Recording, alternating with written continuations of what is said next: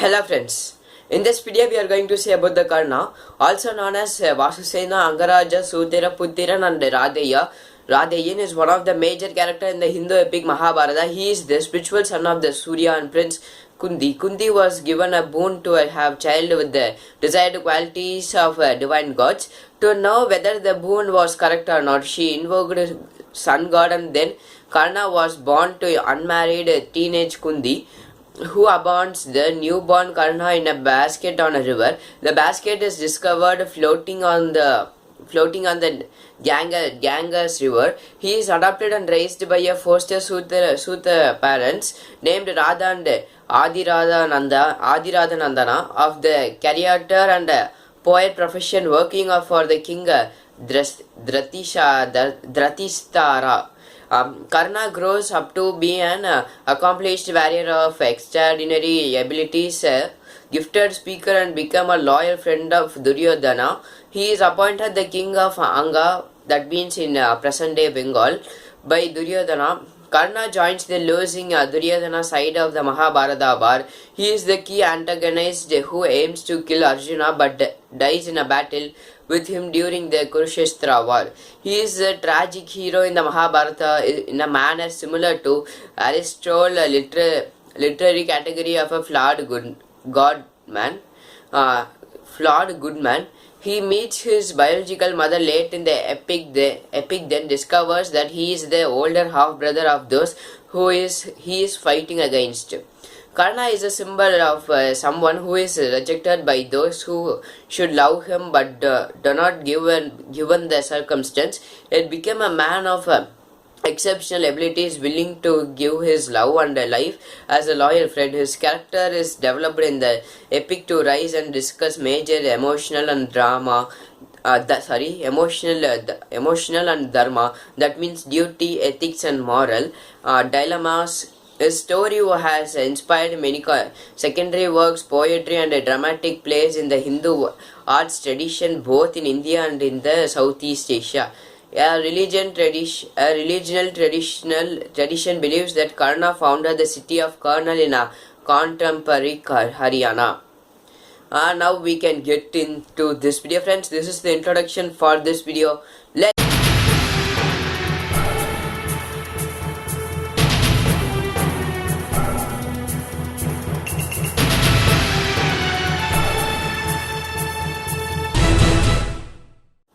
Next thing is nomenclature. Karna is a word found in the Vedic literature, where it means the ear, chaff or a husk of a grain, or the helm or rudder. In another context, it is referred to sponge in Sanskrit prosody.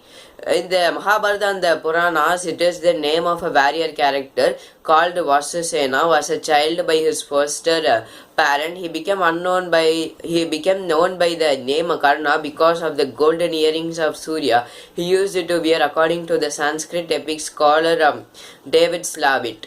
The word Karna states that Indologist Kevin M.C. Grath signifies eared or the ear-ringed one. In the section 3.290.5 of the Mahabharata, Karna is described as a baby born with the earrings and armored breastplate like his father Surya. The second meaning of Karna as rudder and helm is also an apt metaphor given Karna's role in the steering the war in the book 8th of the epic, where the good Karna confronts the good Arjuna. One of the climax scene where in the Mahabharata authors repeatedly deploys the allegories of oceans and both the embedded layers of the meaning in the poem. For example, his first entry into the Kurukshetra battlefield is presented as the Makara movement. As Duryodhana's army crumbles each day, the sea and the vessels metaphor repeatedly appears in the epic, particularly when Karna is mentioned as a newborn. Karna's life begins in the basket without a rudder on a river, in circumstance that he neither chose nor had a say.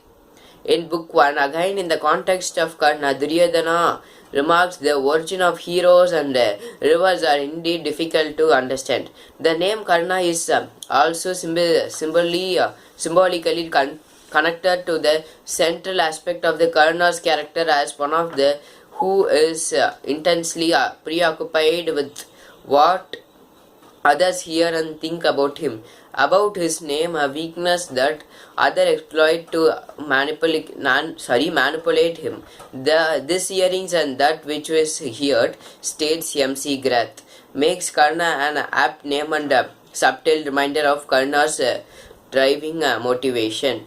Mythology and sources. Mahabharata. The story of Karna is told in the Mahabharata, one of the Sanskrit epic from the Indian subcontinent. The work is written in a classic Sanskrit and is a composite work of revision, editing and interpolation over many centuries. The oldest part in the surviving version of the text probably date to about 400 BCE. Within Mahabharata, which follows the story within a story style of narration, the account of Karna's birth has been narrated 4 times. Karna appeared to be the Karna appears for the first time in the Mahabharata in the verse 1.1.65 of Adiparavan, that is first book, where he is briefly mentioned through the metaphor of a tree as someone who is refusing to fight or help in the capture of Krishna. He is presented again in the section 1.2.127 to 148, and the chapter 1.57 of the Adiparavan it is here that is earrings that make his face shine as well as a divine breastplate. He was born with a mentioned for the first time. This sets him apart as someone special with gifts no ordinary mortal has. However, later in the epic, the generous Karna gives the earrings and breastplate away in the charity, thereby became a mortal and later dies in a battle with Arjuna. The story of his young mother getting pregnant due to her curiosity, his divine connection to the Hindu sun god Surya, then his birth appears to be the first time in the epic in section 1.104.7. The epic uses glowing words to describe Karna, but the presentation here is compressed in 21 slokas. Unlike the later books which expanded the details, these later sections with more details on Karna's birth and childhood include 3.287, 5.142 and 15.38. According to the MC Grath, the early presentation of Karna in the Mahabharata is such as if the poet expects the audience to already know the story and the love of the character of Karna. The text does not belabor the details about Karna in the early sections, rather uses metaphor and metamony to colorfully remind the audience of the fabric of a character they already are assumed to be aware of. The complete narrativity of his life appears to be the first time in chapter 1.125. Manuscripts and many versions. The Mahabharata manuscripts exist in numerous versions, wherein the specific and details of a major characters and episode vary often significantly, except for the section containing the Bhagavad Gita, which is remarkably consistent between the numerous manuscripts. The rest of the epic exists at many versions. The difference between the northern and the southern recension are particularly significant, with the southern manuscripts more profuse and longer. The legend of Karna to appear in many versions, including some versions that have no support in surviving manuscripts. The manuscripts found in the north and the south India for the Karna Parvan books have great divergence in details, though the thematic essence is similar. Scholars have attempted to construct a critical edition, relying mostly on a study of Bombay edition, the Pune edition, the Calcutta edition, and the South India edition of the Mahabharata manuscripts.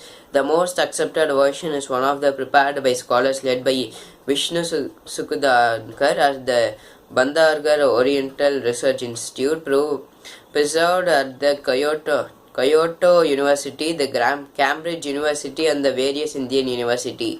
Biography of the Karnan. Birth and the childhood.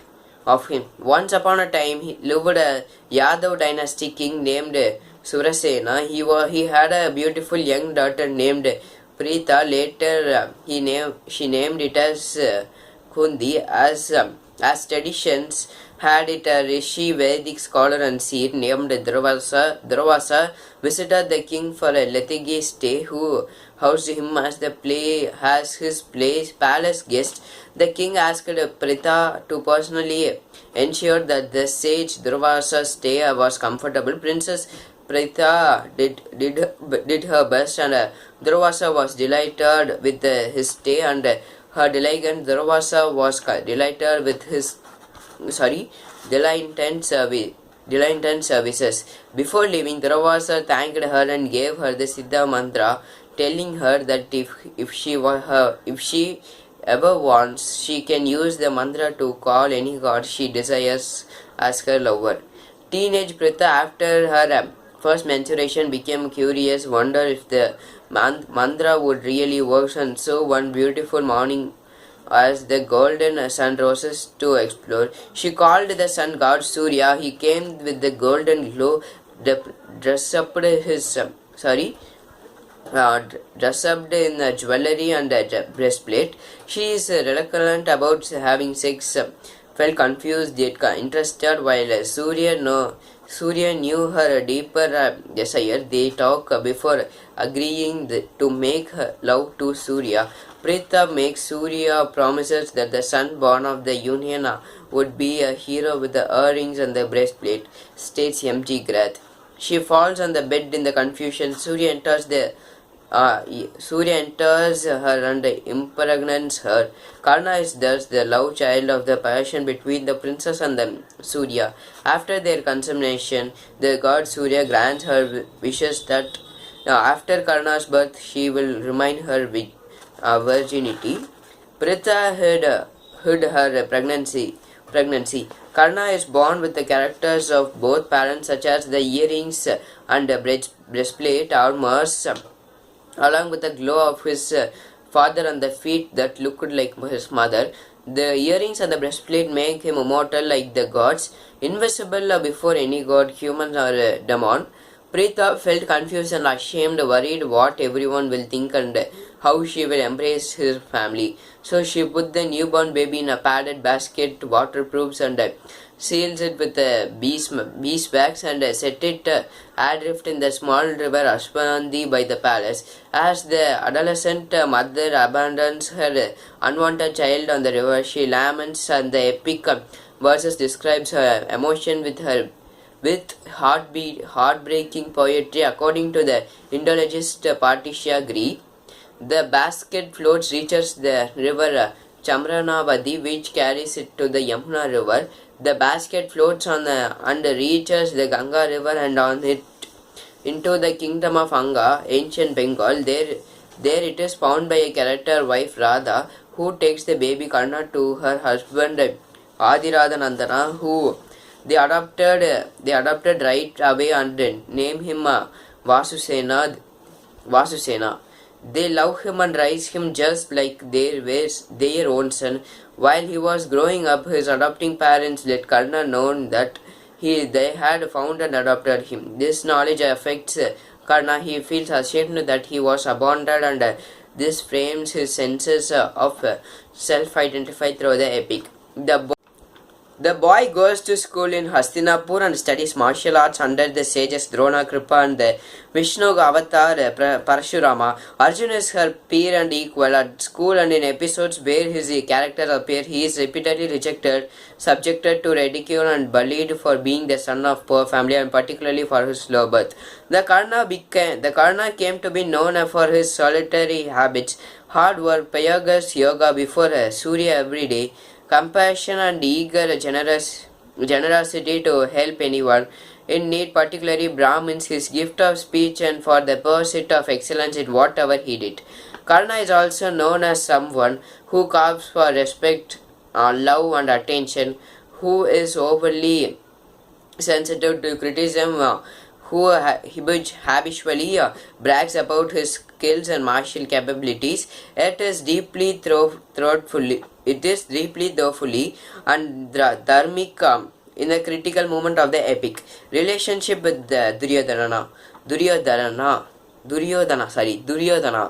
Karna meets Duryodhana for the first time in Hastinapur during archery lessons from Drona and even described in section 3.293 of the Mahabharata. They became close friends a little later when Karna and Arjuna are at a weapons trial competition. Duryodhana sees in a Karna man who is equal to Arjuna of martial abilities and someone to befriend to balance out Arjuna and thereby diminish the Pandavas. Before the competition starts, the contestants must announce their lineage so that the men of equal ranks are placed together. After Arjuna announces his royal lineage, it is the time for Karna to present his lineage. If Karna were to announce his charioteer lineage, it would disqualify him from competing against Arjuna. Duryodhana steps in and says, Karna is an Arjuna, a non-king but also a word play of an Arjuna, but announces that he is offering the Anyan Karna as the king of Angas. Once Karna is a king, states Duryodhana, Arjuna would not have the excuse to avoid Karna and not complete with the able warrior. Karna accepts the anominant, becomes a king that day. It also transforms him into a loyal friend to Duryodhana with an eagerness to reciprocate the favor. Karna asked Duryodhana what he would want in return for the kingdom. He just gave out his empire. Duryodhana replies, I want to endless friendship, Karna.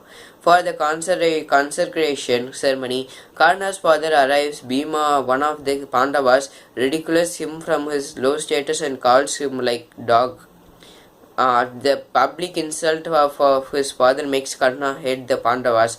At the end of the competition, while everyone rejects Karna, Duryodhana expresses enmity to Karna by taking Karna by his hand. Karna feels Duryodhana is that friend who stood by him when everyone rejected him. Duryodhana became Karna's lifelong close friend. In Karna, Duryodhana find an able man and talented commander who can help him again gain and retain power over an empire. In Duryodhana, Karna finds an caring friend and a resourceful supporter when almost everyone is bent on ridiculous and deserving him. Karna evolves into a character who shares Duryodhana's view that that Pandavas are bad and enemies, though for different reasons. Karna participates with Duryodhana in schemes to affect the downfall of the Pandavas. Duryodhana provides the goal. Karna conspires the means to get there. In the final year of the exile of the Pandavas, Duryodhana plans to show decision and keep the entire empire to himself. In contrast,